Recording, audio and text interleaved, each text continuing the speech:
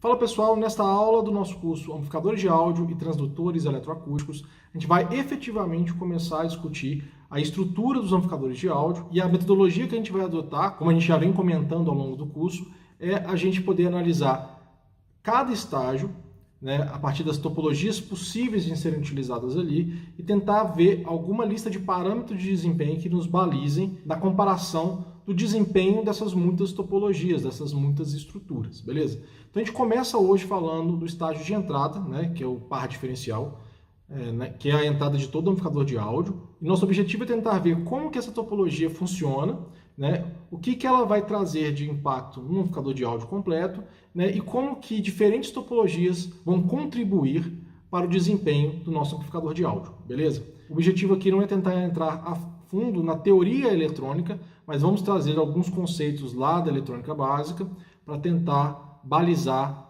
a discussão dessas topologias, beleza? Então vamos lá. Então vamos começar essa discussão sobre o estágio de entrada nos nossos amplificadores de áudio. Primeiramente, a gente vai começar essa conversa analisando um par diferencial bem simples, que é esse aqui, que neste caso é um par diferencial formado por transistores TBJ PNP. Ele é polarizado por uma resistência R1, que está ligada diretamente à fonte positiva, e os transistores têm como carga dois resistores ali, R2 e R3. Como que esse circuito funciona? Vamos imaginar primeiramente que nós temos uma tensão de modo comum, ou seja, uma tensão de entrada V1 e V2 aqui no meu par diferencial, e essas duas tensões são iguais e que neste momento elas são iguais a zero. Em amplificadores de áudio, a gente tem a possibilidade de trabalhar com tensões de modo comum relativamente restritas. A gente não vai ter uma excursão de tensão DC na entrada do nosso amplificador muito grande, como pode acontecer em amplificadores operacionais.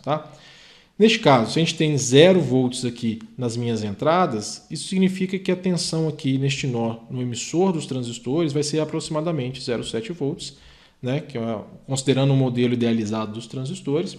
E com isso nós vamos ter uma corrente de polarização I1, que vai ser basicamente a diferença de tensão na resistência R1 dividida por ela, beleza? Só acho importante comentar que na literatura de áudio essa corrente aqui também é muito chamada de tail current, beleza? Então quando vocês lerem tail current, basicamente é a corrente de polarização de um par diferencial.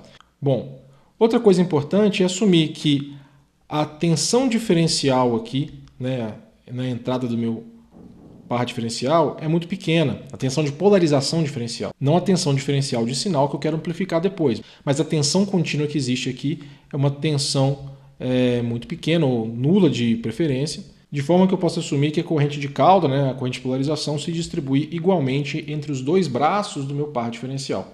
Beleza? E a partir daí a gente pode calcular algumas coisas interessantes. Primeiro que a tensão no coletor do transistor 2 ela pode ser calculada como sendo a tensão da fonte negativa V-, mais a queda de tensão no resistor R2. Eu estou assumindo aqui que a corrente que vai para o próximo estágio é zero, só para a gente analisar primeiramente o par diferencial sozinho, beleza? Outra coisa é que o ganho deste circuito, uma vez que eu tenho uma saída VO aqui tomada de forma unipolar, o que a gente chama um circuito single-ended, ou unipolar, eu posso calcular de forma relativamente simples, como sendo menos o GM dos transistores, lembrando que no par diferencial eu assumo que os dois transistores são iguais, vezes a resistência de carga na saída, que no caso é R2, dividido por 2. O interessante é que GM depende necessariamente da corrente I1, já que I1 sobre 2 passa pelo transistor 2. Então eu posso escrever esse ganho em função de parâmetros de polarização do nosso circuito, como a gente pode ver aqui. E aí, expressando I1 como a gente já deduziu, a gente pode encontrar então que o ganho do nosso circuito ele depende da tensão de alimentação, depende da tensão térmica dos transistores, depende da resistência de polarização e da resistência de carga.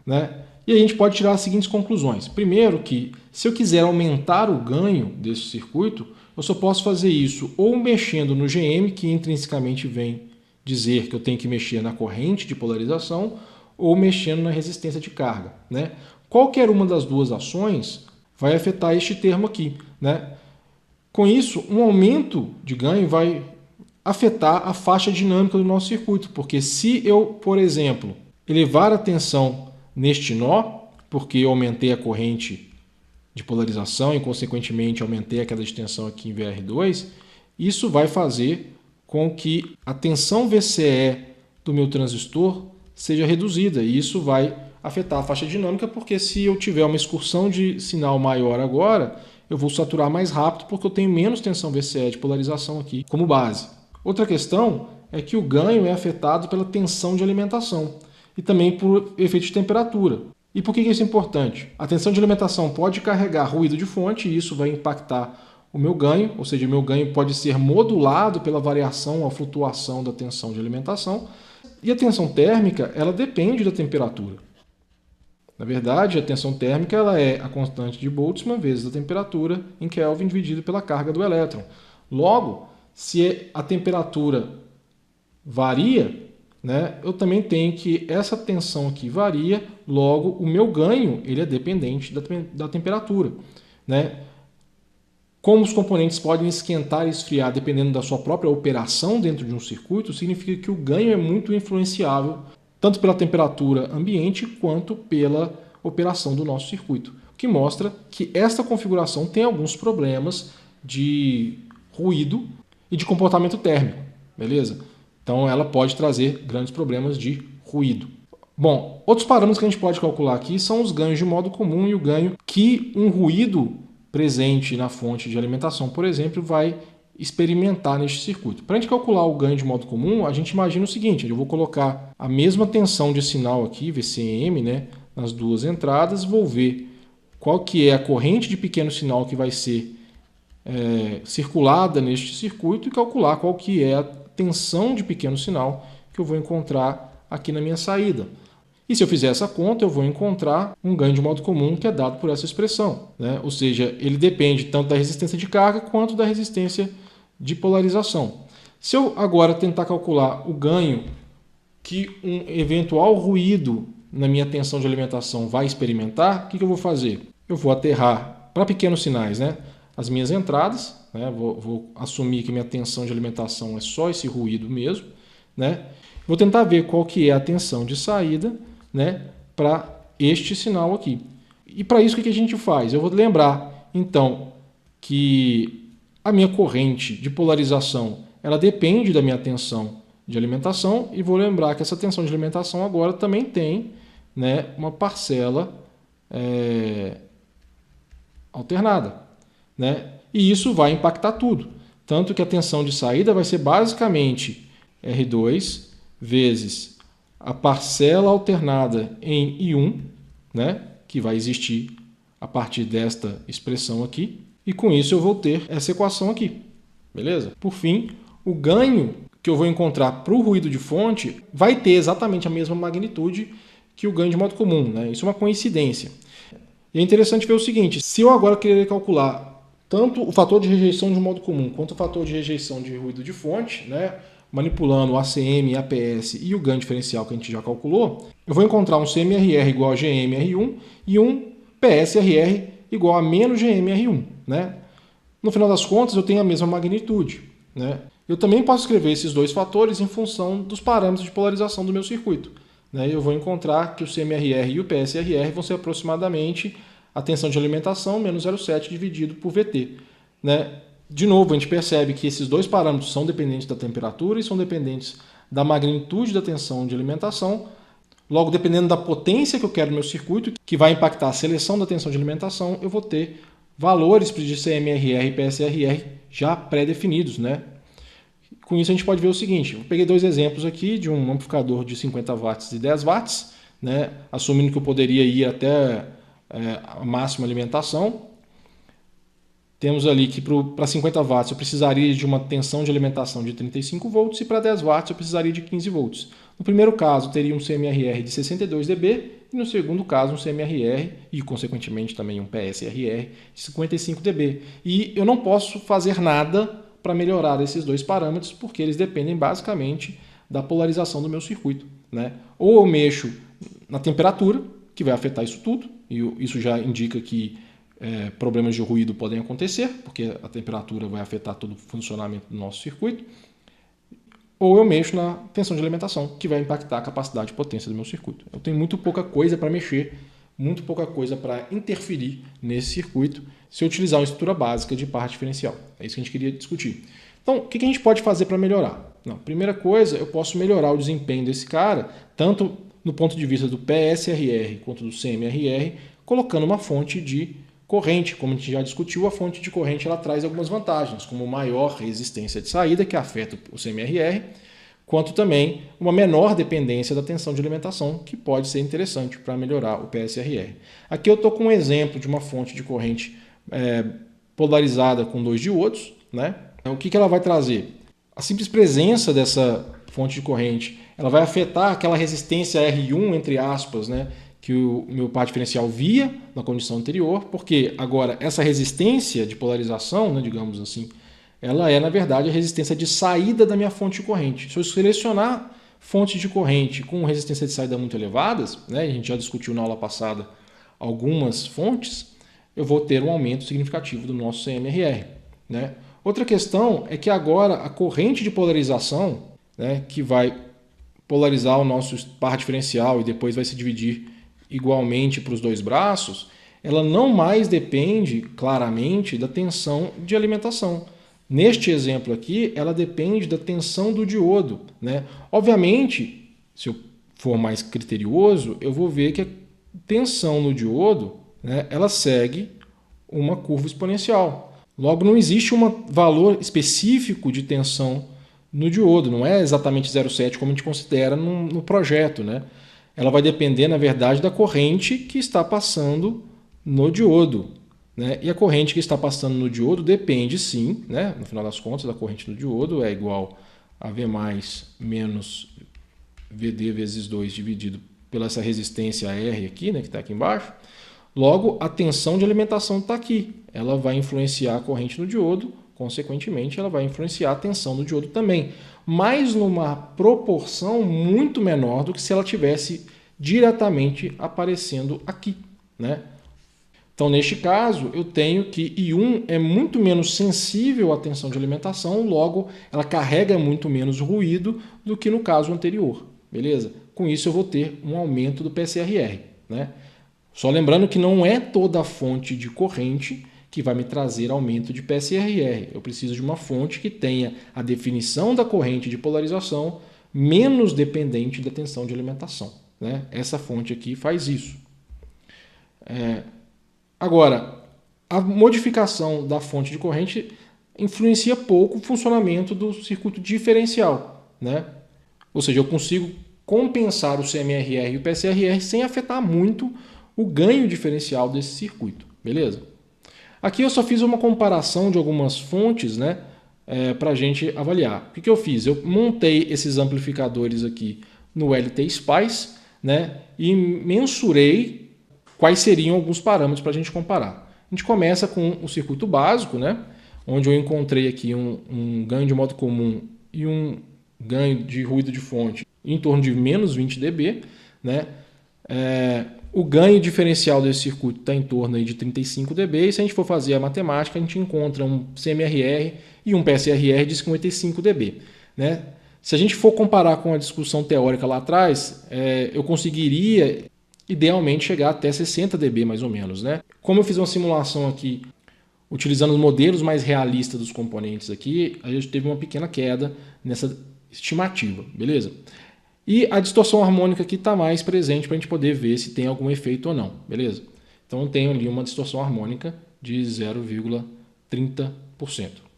Joia? Agora, substituindo o resistor de polarização de 50K por uma fonte de corrente polarizada por diodos 1N4148, né, a gente observa o quê?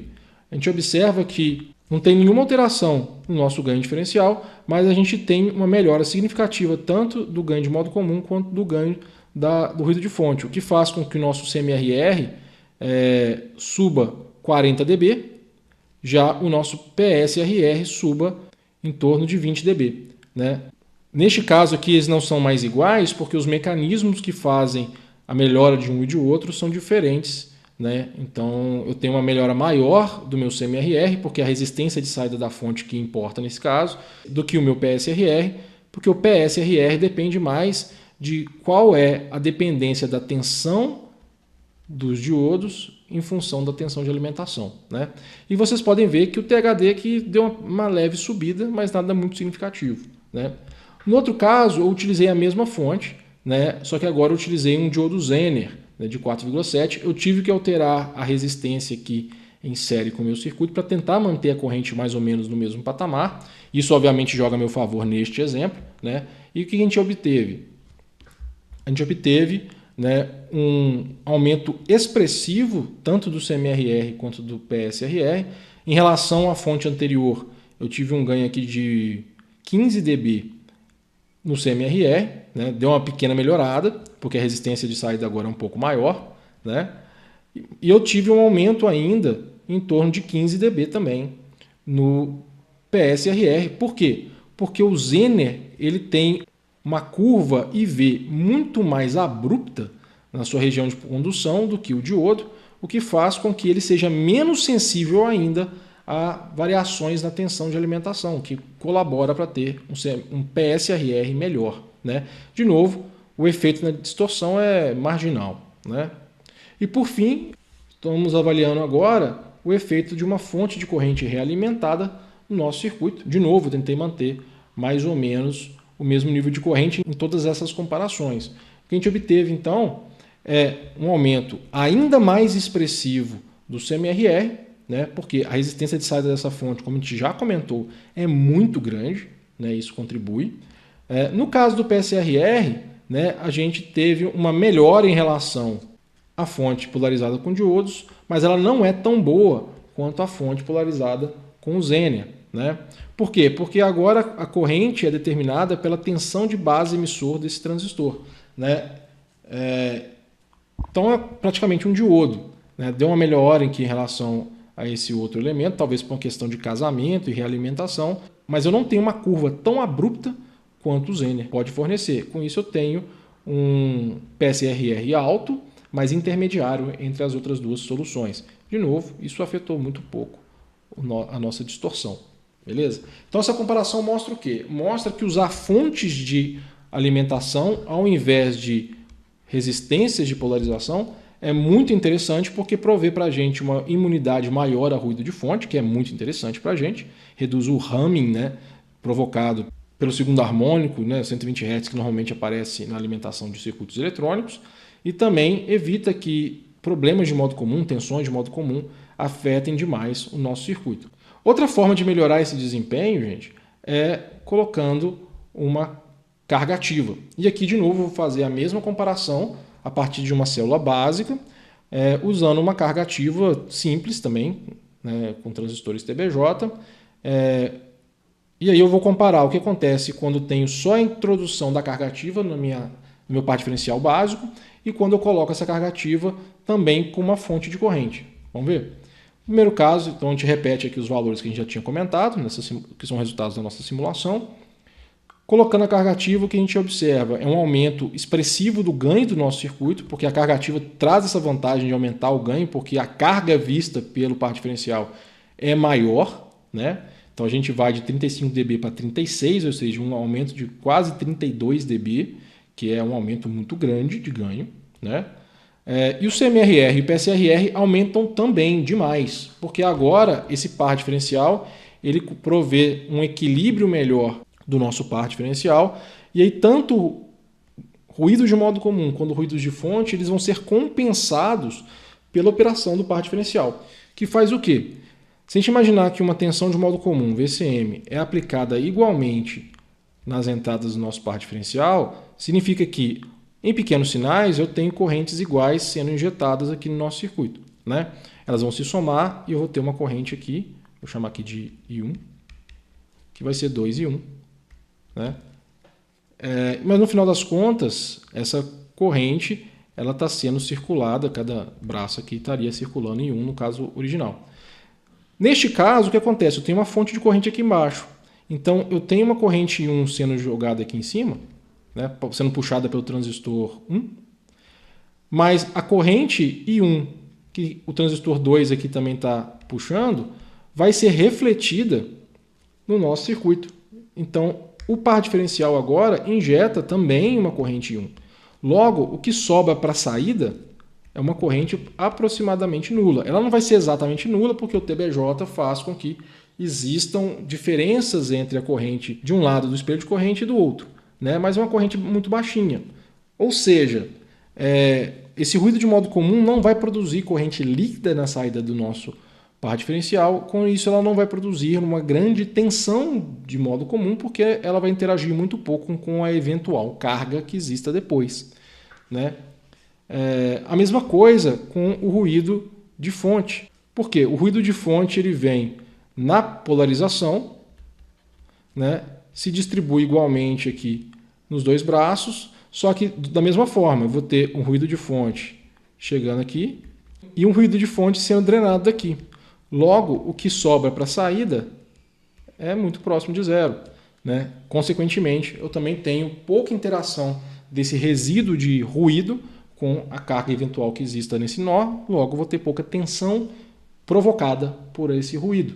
Com isso, eu tenho um alto CMRR e um alto PSRR e uma melhora aqui da nossa THD também é acompanhada, beleza? E se eu agora juntar tudo, né, colocar a minha carga ativa mais a fonte de corrente, eu vou observar então que o ganho diferencial em si não vai mudar em relação ao estado anterior, porque a corrente de polarização tem pouco efeito nisso, mas eu vou ter um aumento tanto do PSRR quanto do CMRR, na ordem de uns 5 dB no caso do CMRR, né, e de uns 30 e poucos dB no caso do PSRR, beleza? E pouca diferença no THD. Tá, o que a gente chega de conclusão aqui? A gente chega à conclusão que usar a carga ativa é muito vantajosa nos nossos projetos, porque ela sozinha consegue melhorar demais tanto o CMRR quanto o PSRR, então isso vai ajudar a gente na redução de ruído. E também tem um outro efeito que ela melhora um pouco o offset do nosso circuito, o que não é tão crucial neste momento, que a gente poderia compensar esse offset de outra forma, né? Mas é uma característica interessante, beleza? Bom, essa análise já foi bem esclarecedora, eu imagino, né? Agora, existem coisas que infelizmente a gente não consegue simular no LT-Spice, porque os amplificadores de áudio, a distorção deles é muito interessante, muito importante nas nossas comparações, mas eles estão sujeitos também ao efeito de ruído, né? Principalmente ruído térmico nos resistores, nos transistores, e alguns efeitos não lineares dos componentes semicondutores que infelizmente não estão modelados adequadamente nos softwares SPICE, né? Então existem algumas informações que só podem ser extraídas de análises práticas que nós não podemos fazer neste curso, né? Então a gente se remete à literatura existente, né?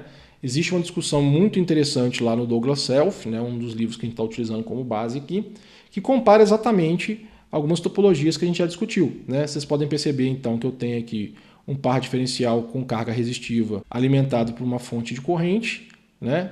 Depois ele tem um par diferencial assimétrico e por fim um par diferencial com um espelho de corrente. Ele usa aqui uma degeneração nesse espelho de corrente, a gente vai comentar vantagens mais tarde, beleza? E ele faz uma análise dessas três topologias usando o Audio Precision, que é um equipamento, né, que permite fazer um levantamento de vários parâmetros de amplificadores. O mais interessante, o de distorção, né, o THD mais noise, que infelizmente a gente não consegue levantar nos nossos laboratórios, porque o nosso noise floor, né, no osciloscópio é muito elevado, então a gente precisaria de um equipamento um pouco mais sofisticado. Nesse caso, o Audio Precision é um equipamento muito utilizado no mercado, né? O que ele mostra é o seguinte, nessas três comparações, né, que o efeito da distorção desses pares diferenciais no circuito prático tem pouca influência numa região de baixa frequência, porque a distorção em si está abaixo do noise floor do equipamento, ou seja, ele não consegue medir, mas acima de uma determinada frequência, a distorção provocada pelo par diferencial de entrada começa a ficar mais significativa, né? A gente tem uma elevação da distorção acima do noise floor. Ele mostra o seguinte, olha, se eu pegar um circuito aqui com carga resistiva, variando a resistência, aqui ele exemplifica com 10K, uma polarização de 700 microamperes, né? Ele vai ter uma elevação aqui dessa curva de distorção, né? Ele até fala que é um crescimento em 20 dB por década, mais ou menos. Se eu reduzir essa resistência, eu tenho menos distorção, ou seja, eu tenho o mesmo comportamento mais para uma frequência maior, ou seja, eu tenho uma melhor resposta a esse ruído que existe nesse circuito, né? Se eu usar agora um circuito assimétrico com uma resistência especificada de forma a melhorar o equilíbrio de distribuição de corrente no nosso circuito, uma vez que se eu usar resistores muito grandes, né, nesse exemplo, eu posso ter, como ele mostra aqui, né, um erro de distribuição de corrente, isso impacta um pouco a nossa distorção. Então, se eu utilizar um circuito assimétrico, por exemplo, com uma resistência bem selecionada para ter essa distribuição melhor da corrente de polarização para os dois braços do nosso circuito, eu vou ter uma curva de distorção bem melhor. Ela tanto vai se elevar do noise floor numa frequência mais alta, quanto vai atingir patamares menores em alta frequência. Ou seja, melhora demais a resposta de alta frequência do nosso amplificador.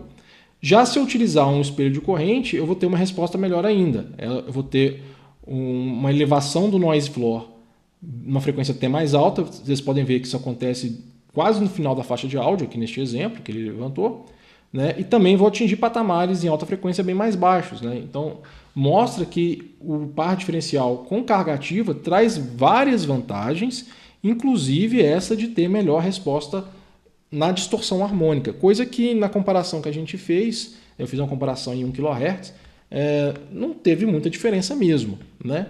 Como aqui já indicaria para a gente. Beleza? Então, tem coisas que a gente não vai encontrar nessa análise por LTSpice, mas dando uma olhada na literatura, a gente pode ter algumas dicas do que é interessante. Beleza? E aí vem a seguinte questão. O que a gente quer analisar agora é topologias que existem para a par diferencial de entrada de amplificadores e tentar entender o que modificações nas topologias desse par diferencial podem trazer de melhora de desempenho. Beleza? E aí eu vou fazer o seguinte, eu vou me basear obviamente no LTSpice para a gente poder ter números para a gente comparar e eu vou utilizar como base esse formato de circuito. Por quê? Porque não faz muito sentido eu analisar, como eu fiz previamente, só o par diferencial. Né? Uma vez que o par diferencial em malha aberta ele pode ter vários problemas que pioram a relação de ruído dele, pioram a distorção harmônica. E normalmente o nosso circuito vai funcionar de forma realimentada. Então o que eu fiz aqui? Eu montei o nosso par diferencial, que é o nosso objeto de estudo. Né? Eu fiz uma rede de equilíbrio, ou seja, eu tenho uma realimentação aqui e eu tentei casar as resistências de entrada e saída do nosso circuito de forma a que cada transistor enxergue mais ou menos a mesma impedância, beleza? Eu também selecionei para um primeiro momento resistores que façam com que a distribuição de corrente nos dois braços seja igualitária, né, para a gente já ver o efeito que isso pode trazer, mas depois a gente vai mudar isso, né? Eu selecionei um segundo estágio aqui, polarizado já com uma fonte de corrente também, para ter uma estabilidade no ganho e tudo mais, para a gente poder ter o estágio de tensão. E ele obviamente impacta o desempenho do nosso circuito, mas a gente vai utilizar o mesmo VAS para todas as nossas análises, então ele vai ficar meio que constante, esperamos, né? E eu utilizei aqui um buffer para poder pegar a saída de tensão do VAS e realimentar, sem ter que incluir um estágio de potência, porque o estágio de potência ele tem um grande efeito na THD do nosso circuito. Então, para a gente poder ter um amplificador que na literatura se chama blameless, ou seja, um amplificador que eu tento minimizar os problemas para poder focar em partes do nosso circuito e analisar o desempenho dessas partes, né? Então é isso que a gente vai fazer. Eu vou utilizar este modelo para todas as outras análises, beleza? Outra coisa é que nós temos aqui uma compensação Miller, né, com esse capacitor de coletor base do transistor do VAS, né, para dar uma estabilidade. Eu vou tentar manter esse capacitor constante também, mas eventualmente, se uma configuração tiver problemas de estabilidade, a gente vai ter que aumentar isso aí para poder fazer o circuito operar, e isso vai ter impacto, obviamente, nos seus parâmetros, mas vamos entender que essa modificação faz parte do funcionamento do estágio que a gente vai estar avaliando, porque sem isso ele não funcionaria, né? Então, beleza.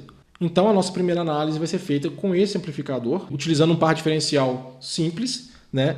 E as configurações aqui, basicamente, são que o ganho diferencial em malha fechada aqui está em torno de 26,6 dB, né? Medido. A tensão de entrada né, de sinal que eu estou utilizando é de 1 volt e vou fazer uma análise tanto em 1 kHz para levantamento de distorção, quanto para 20 kHz para a gente ver se tem uma diferença dentro da faixa de áudio, né? Eu não faço para frequências mais baixas porque tem pouca influência, né? Mas vamos lá.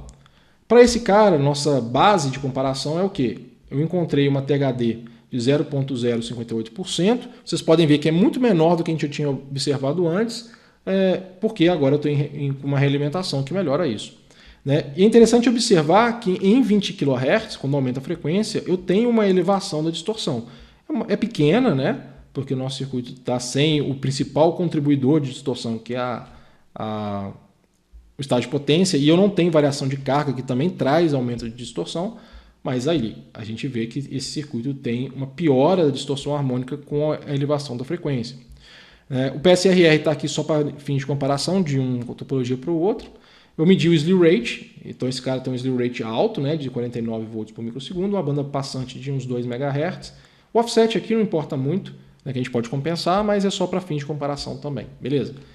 E aí o que a gente vai fazer? Eu vou agora começar a mexer nesse par diferencial. Então a primeira modificação é tentar colocar uma carga assimétrica, por exemplo, e ver o que isso poderia contribuir. Ou seja, a única coisa que eu fiz é tirar o resistor de 1.3K aqui do transistor, que não está sendo manipulado para gerar a saída do circuito. E o que a gente obteve? Se a gente for ver ponto a ponto, né, muito pouca variação, ou quase nenhuma variação em relação ao caso anterior. O que isso nos mostra? Mostra que eu não preciso de uma carga simétrica para o desempenho do nosso amplificador de áudio, já que a minha saída é single-ended, beleza? Outra coisa agora, eu vou aumentar a resistência da carga simétrica, né? O que isso vai fazer? Vai fazer o seguinte, como a tensão aqui do segundo estágio é em torno de 0,7 volts, né, para a nossa análise, isso vai fazer com que a corrente que passa nessa resistência em relação ao caso anterior, ela caia, né? Consequentemente, como eu não mexi na corrente de polarização do meu circuito, eu vou injetar mais corrente na base do transistor do VAS. Logo, a minha realimentação vai ter que também ter um efeito na polarização que vai forçar um desequilíbrio de corrente entre os dois braços para que o circuito funcione, né? E eu quero ver o que isso afeta no desempenho do nosso circuito. Bom, neste caso, os resultados foram esses aqui. A gente pode ver que eu tive até uma leve melhora de THD na região de baixa frequências, mas uma piora da THD em uma frequência mais alta, né? Eu tenho mais PSRR, é estranho ver isso, né? Mas tem um efeito da realimentação também. Uma piora significativa do slew rate, né? Porque talvez seja mais difícil excursionar a corrente agora de um lado para o outro do meu par diferencial, e isso afeta, né? A excursão de corrente é um dos pontos determinantes para definir o slew rate, né? Já nos outros parâmetros eu tive pouca influência, ou seja, qual que é a real influência disso aqui para a gente agora? Uma piora da distorção em alta frequência, uma leve melhora do PSRR e uma piora significativa do slew rate, né? Ou seja, não é muito vantajoso usar essa resistência descalibrada não, porque apesar de tentar aumentar o ganho do primeiro estágio, isso vai ser uma consequência, eu tenho uma piora de diversos outros parâmetros que talvez sejam mais importantes, beleza? Bom, agora eu vou tentar melhorar esse PSRR, que está em torno aí de 60 dB. Como já discutiu, uma solução disso é colocar uma fonte de corrente. Eu estou colocando aqui em comparação com o caso da resistência assimétrica com valor mais alto, né? Só para a gente poder comparar. O efeito na distorção é marginal, né? Não é muito grande não. Tem alguma melhora em alta frequência, mas não é muito grande.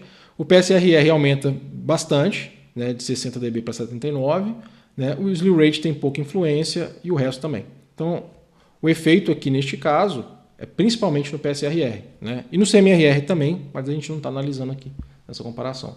Mas os outros parâmetros a gente vê que dependem muito mais da forma como o par diferencial é estruturado do que a fonte de corrente sim, ou seja, a forma como a polarização é feita, né?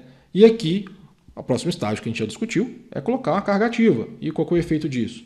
O efeito disso é melhorar o THD principalmente em alta frequência, né? Uma conclusão que o Douglas Self já tinha trazido para a gente, né? Então, vocês podem ver que praticamente dividia a distorção em alta frequência por 2. O PSRR é muito mais significativo, como a gente já saberia. Se eu comparar agora com o caso anterior de slew rate, né, o caso original, eu tenho menos influência no slew rate, ou seja, eu recuperei a perda de slew rate que a carga assimétrica tinha trazido, então voltei lá para a ordem de 40 volts por microsegundo. Eu expandi a banda passante em relação a todos os outros exemplos, e o offset, é interessante observar que ele caiu demais. Ele estava em torno lá de 1 volt, mais ou menos 1 volt, e caiu para 50 milivolts, mostrando que o par diferencial é uma das melhores ideias para esse estágio, né?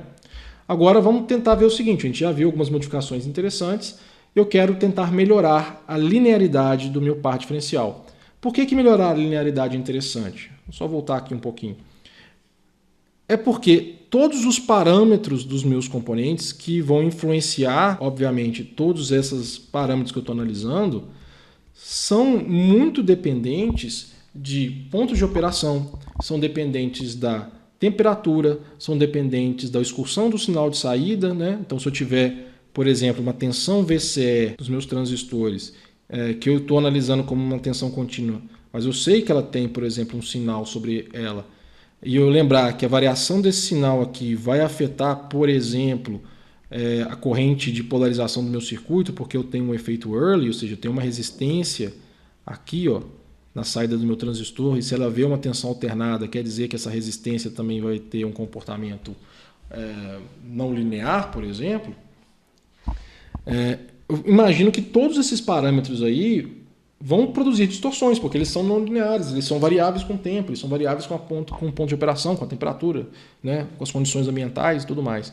Então, tentar linearizar o par diferencial, a ideia é tentar fazer com que o comportamento deste amplificador seja mais insensível à variação paramétrica desses componentes, né? E aí tem algumas estratégias para isso. A primeira, a mais clássica, é usar resistores de degeneração, né? O que um resistor de degeneração vai fazer? Ele vai fazer com que a corrente, agora nesses transistores, não dependa só da tensão de base emissor, mas sim de uma tensão que inclui uma resistência, né? Em pequenos sinais, é interessante observar que a resistência de emissor agora, né, a resistência de emissor, ela vai ser igual à resistência de emissor do transistor, que é um parâmetro que varia com condições de operação, condições climáticas, que seja, mais uma resistência, né, uma resistência maior ali, que já é mais constante. Então, se essa resistência for significativa, eu consigo ter a minha resistência de emissor, que vai influenciar o meu ganho, né, do meu circuito, mais insensível aos parâmetros do amplificador em si, né? Então, vou ter maior estabilidade térmica, vou ter menos variação do desempenho do amplificador a pontos de operação e tudo mais.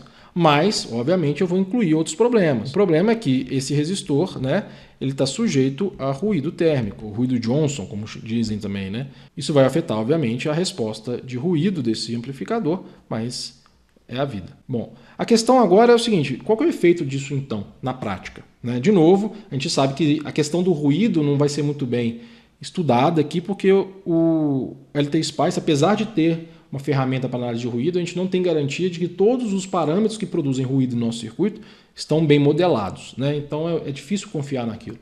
Mas vamos embora. O que eu fiz? Eu fiz essa análise, a gente viu o seguinte, pouca variação no THD na prática, né? Teve alguma variação, mas é marginal em relação ao que a gente teve anteriormente. Uma piora no nosso PSRR, só para comparar de novo, né? Sem degeneração, né, as distorções estavam naquela ordem, mas eu tinha um PSRR de 122 dB. Né? Agora nós temos um PSRR de 97. Né? O slew rate teve uma pequena queda, mas está na mesma ordem. A banda passante teve uma pequena queda, mas está na ordem também maior do que o original. Né? Antes eu tinha 6 MB sem a degeneração, agora eu tenho 5 MB. E o offset deu uma pequena aumentada também. Então a gente pode observar que a degeneração nestes parâmetros não parece ser algo muito interessante. Né? A vantagem é que a gente tem menos variabilidade desses parâmetros com a operação do nosso circuito. Agora tem uma pergunta importante. Como que eu seleciono bem essa resistência de degeneração? Será que ter colocado 100 ohms ali é muito ou é pouco? Bom, a gente pode discutir em duas óticas. A primeira é o seguinte, eu quero fazer com que a resistência de emissor global seja muito pouco dependente da resistência de emissor do transistor em si. Então o que eu faço? Uma solução é pegar a resistência equivalente, que a gente já discutiu, ela vai ser igual à resistência física que eu coloco ali, mais a resistência do emissor do transistor, né? E eu quero que este valor seja muito mais próximo da resistência física que eu coloquei. Ou seja, eu quero que a resistência aqui, RE, seja muito maior do que a resistência de emissor. Beleza? Bom, primeira coisa, quanto que vale a resistência de emissor neste nosso circuito? Bom, essa resistência vai ser basicamente 25 mV, que é o VT, dividido pela corrente de polarização do transistor, que é I1 dividido por 2, onde I1, né, é praticamente 700 microamperes, né, que na verdade é só pegar 0,7 e dividir por 1K. Tranquilo? Isso vai fazer com que eu tenha uma resistência aqui na ordem de 70 ohms. Beleza? O que eu fiz? Eu coloquei uma resistência RE de 350, que é mais ou menos 5 vezes maior do que isso, né, para tentar ver o efeito. Eu poderia fazer maior, podia fazer 700 ohms ou botar um valor muito mais alto, mas eu tentei colocar mais ou menos 5 vezes como parâmetro. E que eu obtive?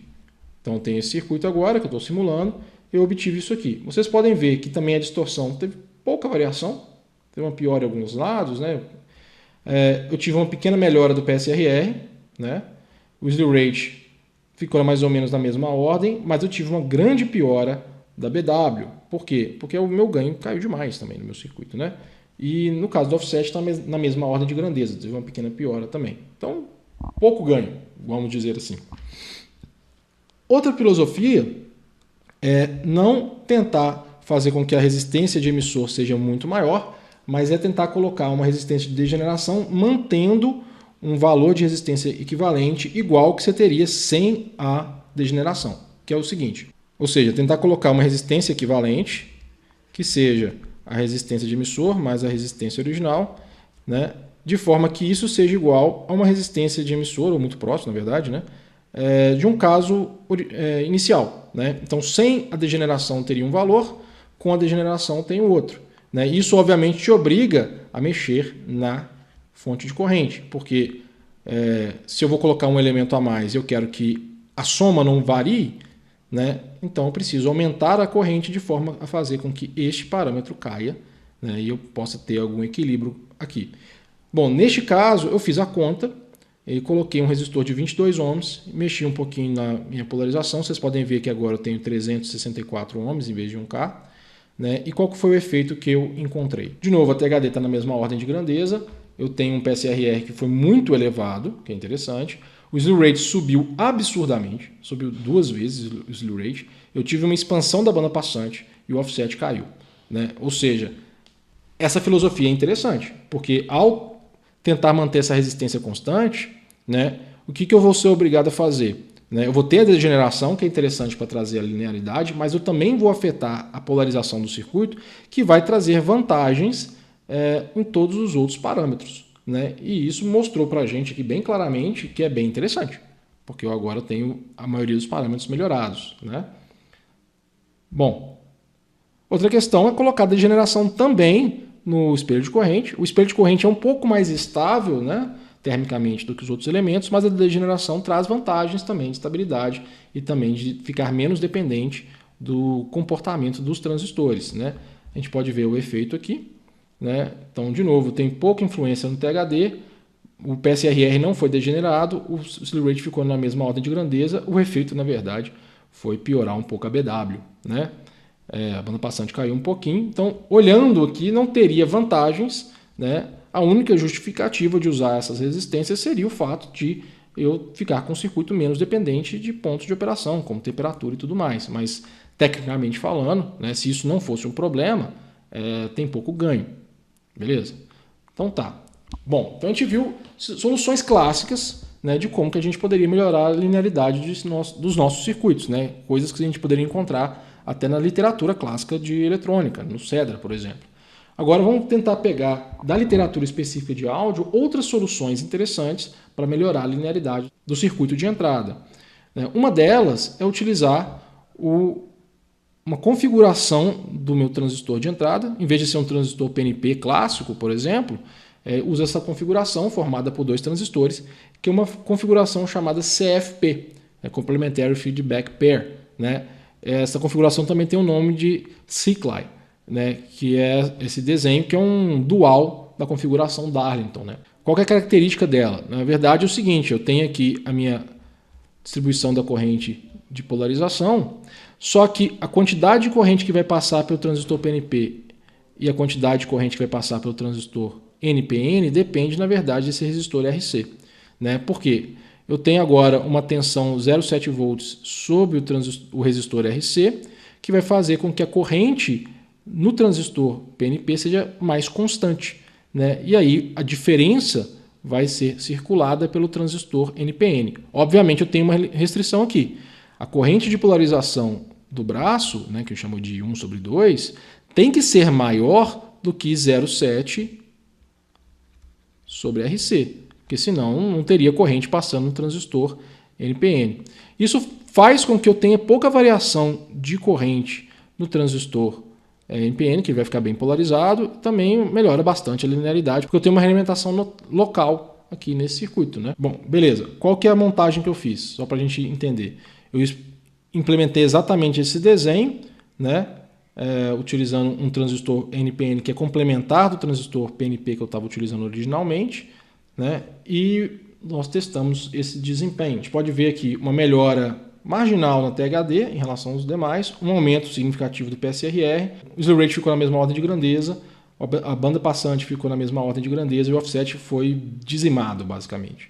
Então, na prática, a gente teve um ganho, né? Mas ele é comparável ao que a gente já estava tendo anteriormente, beleza? Pelo menos nessa faixa que a gente avaliou. Outra solução que também encontramos muito em literatura de áudio é essa configuração bem complexa, no meu ponto de vista, que é o Cascomp. Né? O Cascomp, ele é o quê? Ele tem uma configuração com dois pares diferenciais entrelaçados. Um par diferencial com um cascode. Não sei se vocês conseguem enxergar o cascode aqui, né? Mas aqui nós temos a entrada do par diferencial, né? E aqui nós temos os transistores na configuração base comum, que é um cascode. Né? É importante, esse desenho eu tirei do Douglas Self, mas eu tenho que ter essa resistência aqui, ó, que ele esqueceu de colocar, de 22K normalmente para esse desenho, né? Para poder fazer com que a corrente de base desses transistores circule para algum lado, beleza?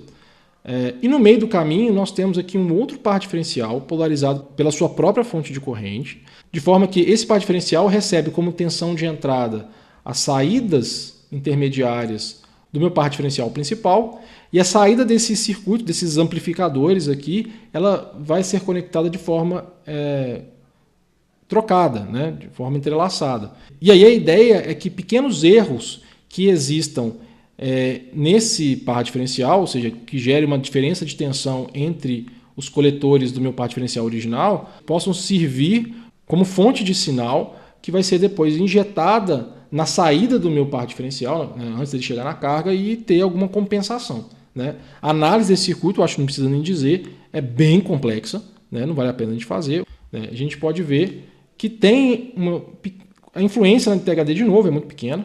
Né? A gente tem uma piora do PSRR em relação ao anterior. O slew rate continua na mesma ordem de grandeza, né, de 99 volts por volt. A gente tem uma pequena redução da banda passante também. E o offset continua pequeno. O que a gente vê na prática, nessa faixa de análise, a gente tem pouca diferença. Quer dizer que o circuito não é interessante? Não necessariamente. De novo, eu não tenho aqui uma análise de ruído e pode ser que o efeito da THD, né, aconteça numa frequência mais alta. A gente teria que fazer uma análise mais profunda para avaliar isso aí. Né? Mas é uma configuração muito utilizada em áudio, é complexa sim, né? O projeto não é nada simples, obviamente, mas é uma solução que existe aí para melhorar a linearidade. Vocês podem ver que está na mesma ordem de desempenho que a gente já obteve nos demais sistemas. Beleza?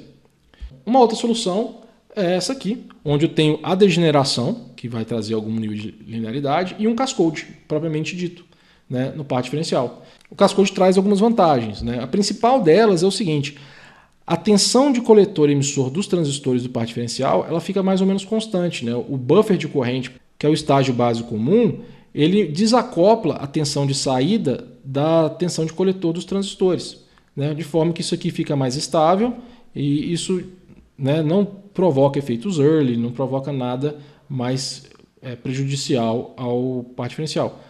Outra questão que o Cascode traz, que a gente já discutiu anteriormente, é que ele tem um aumento do ganho significativo da nossa célula amplificadora, uma melhora de banda passante, né? Tem uma série de vantagens que podem ser trazidas para esse par. Então vamos dar uma olhada aqui. Neste exemplo, eu estou utilizando uma tensão de polarização de menos 5 volts, o que faz com que a tensão de coletor fique lá mais fixa em menos 4 volts, mais ou menos, né? E aí, o que a gente tem de desempenho aqui? Eu basicamente vejo que na região de 1 kHz, né, eu tenho pouca variação da distorção, mas eu já ganhei bastante na região de alta frequência, né? Antes eu estava ali com uma distorção na faixa de 0,4%, né, 0,5%, agora já caiu para 0,38%, ou seja, o Cascode traz alguma vantagem em alta frequência, diminui a distorção em alta frequência. A PSRR, pouca diferença, o slew rate deu uma pequena caída, mas nada muito significativo, saiu de 99 para 72, que é muito bom ainda. A BW deu uma certa diminuída, né? Isso é comum, por causa que o Cascode traz um aumento de ganho que afeta a BW, de certa forma, e também eu tenho um offset minúsculo aqui, né? É interessante comentar, né, que a implementação do V-Bias pode ser feita de várias formas. Eu usei nessa simulação uma implementação com Zener, né, mais ou menos essa aqui, para polarizar o circuito, mas tem outras soluções. Uma coisa interessante, né, de novo, trazendo informações que talvez não seja tão simples da gente simular utilizando o LT-Spice. Né? Uma delas é o seguinte: existe uma influência da quantidade de realimentação, né, do ganho do feedback no nosso desempenho. Então, o que o Douglas Self fez aqui para a gente poder acompanhar? Né? Eu vou trazer as informações dele. Ele montou um amplificador básico, né? Vocês podem ver que é uma configuração simples, utilizando uma fonte de corrente aqui realimentada e um par diferencial com carga ativa, com degeneração também. O segundo estágio, existe um buffer aqui, né? E o terceiro estágio é um classe A. Beleza? Que seria o buffer que eu utilizei nas minhas simulações. Ele montou um classe A para poder fazer isso mais independente da tensão. E aí o que ele fez? Aqui ele variou a resistência de realimentação FB2, né, para variar o ganho de realimentação do circuito. Ele observou o seguinte: essa aqui é a curva de distorção no Audio Precision para diversos ganhos. Então ele fez primeiro com um ganho unitário do circuito, né, e ele observou que eu tenho na região de baixa frequência uma distorção um pouco menor do que a média, mas em alta frequência tem um aumento significativo da distorção, né, acima de 1 kHz mais ou menos. Quando ele foi aumentando a quantidade de realimentação, o que ele observou é que isso traz também uma melhora da resposta em alta frequência, né? Então, quanto maior esse ganho, melhor a resposta em alta frequência, né? O que é interessante. E aí vem uma discussão, e tem uma parte do capítulo dele de par de diferencial de entrada, que fala como é que a gente pode melhorar isso aí. Uma solução que ele comentou, que também em outros livros é mencionado, em vez de utilizar um par diferencial tradicional, utilizar um par diferencial com Cascode, né, que traz uma melhora em alta frequência, como a gente já discutiu, mas um par diferencial cuja polarização é feita por uma configuração que ele chama de bootstrap. O bootstrap é tentar amarrar algum ponto, uma polarização, a um outro parâmetro do seu circuito.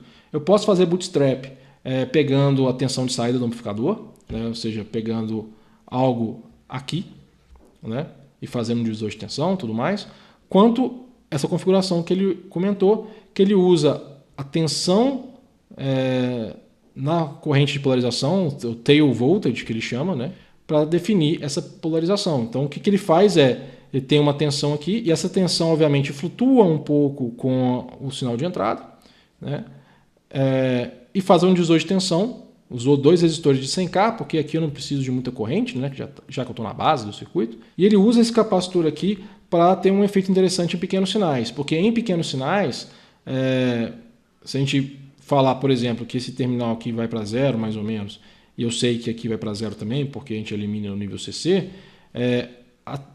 o circuito equivalente visto pela base dos meus transistores na configuração base comum vai ser o quê? Vai ser 100K, em paralelo com 100K, e em paralelo com esse capacitorzão aí.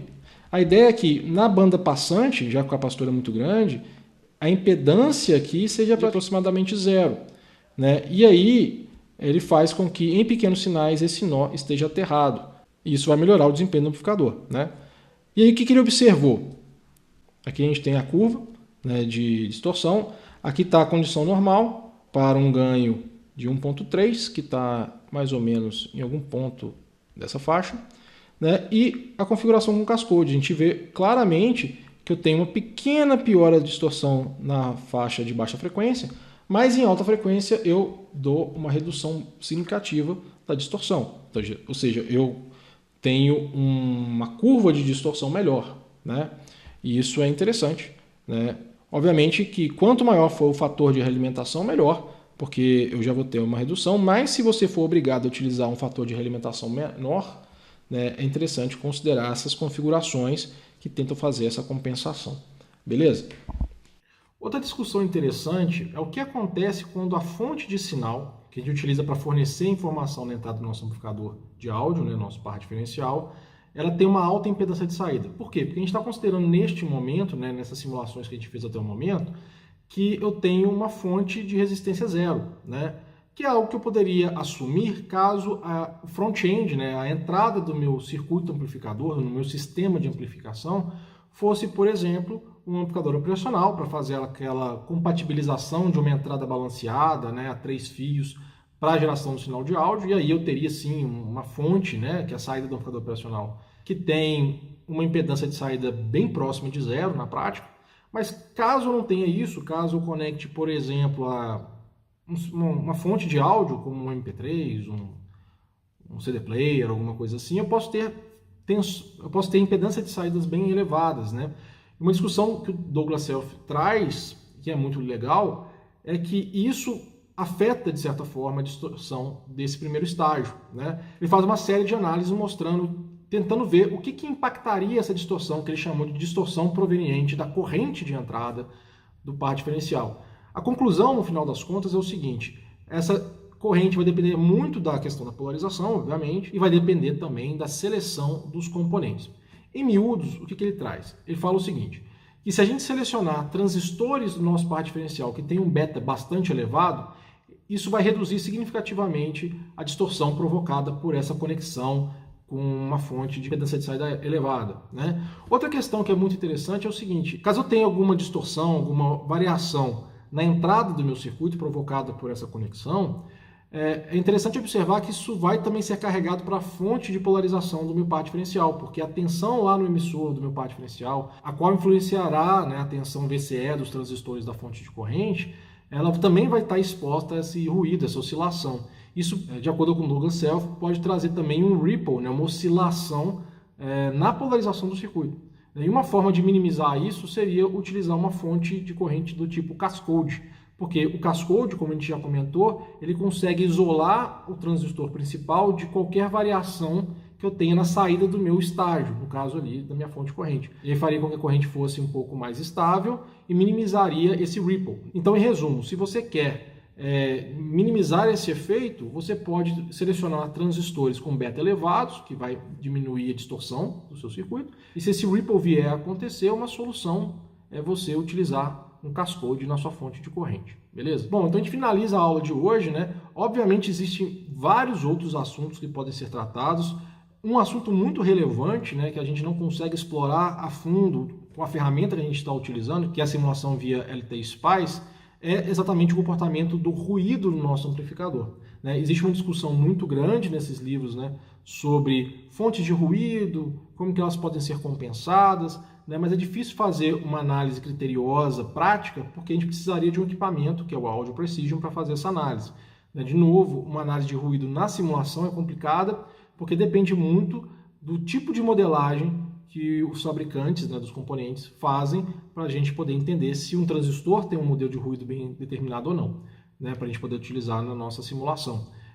E no caso, eu não fiz, mas eu acho interessante vocês darem uma olhada nessa discussão no livro, né, e poderem aprofundar um pouco mais. Bom, espero que vocês tenham gostado da aula. Na próxima etapa do nosso curso, nós vamos fazer a mesma discussão para topologias do VAS, né, do estágio amplificador de tensão. E, finalizando isso, a gente vai ter agora o core do nosso amplificador, que é o estágio de entrada e o estágio VAS. Nós vamos depois, então, integrar esses dois e fazer algumas análises topológicas um pouco mais complexas que envolvem a modificação dessas duas estruturas, né? Por exemplo, a duplicidade de estágios de entrada e vaz, beleza? Então a gente se vê na próxima aula.